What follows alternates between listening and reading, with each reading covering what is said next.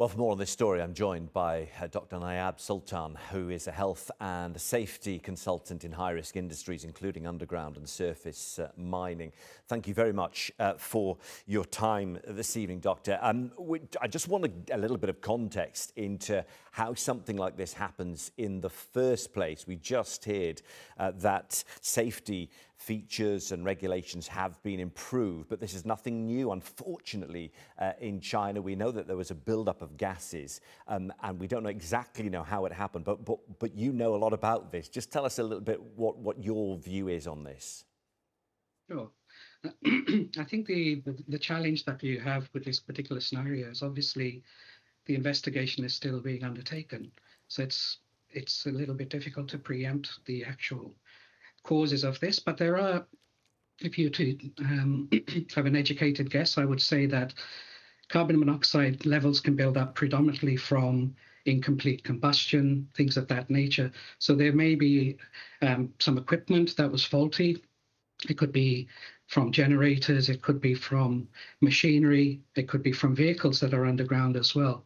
Don't really know at this moment what the initiating cause was, but what is known is that carbon monoxide incidents do occur. They happen around the world, including in mines in the past. China, oddly enough, has actually, over the last 20 years, as your reporter alluded to, the standards have improved significantly over the last 2 decades. In fact, the standards are probably higher than in some of the Western countries because they understand that there are two fundamental issues that work with carbon monoxide. One is the fact that it's highly explosive, but also it's highly toxic to human health as well. The reality is that in this particular scenario, it's possible that the toxicity levels may have built up before the explosion level occurred. And so they may not have had enough time to have responded or reacted to the alarms going off, particularly if there was a rapid release of carbon monoxide. And that typically tends to happen from spillages and incomplete combustion. And now we've heard the Chinese President Xi Jinping saying spare no effort in your rescue effort. 750 rescue workers, 6 rescue teams. Just give us an idea of what those rescue teams will be confronted by, what they'll be facing and how difficult it will be, knowing that there are still plenty who need rescuing.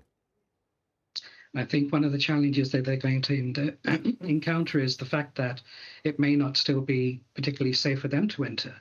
The first responders need to also be protected.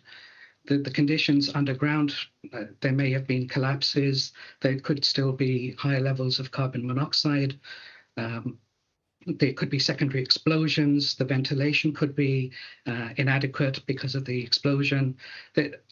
From what I understand also, that sometimes with these mining operations, the blueprints don't keep up with the speed of development. So the rescuers or the mine rescue team as well may be looking at old maps, and that could then hinder and slow down the rescue process.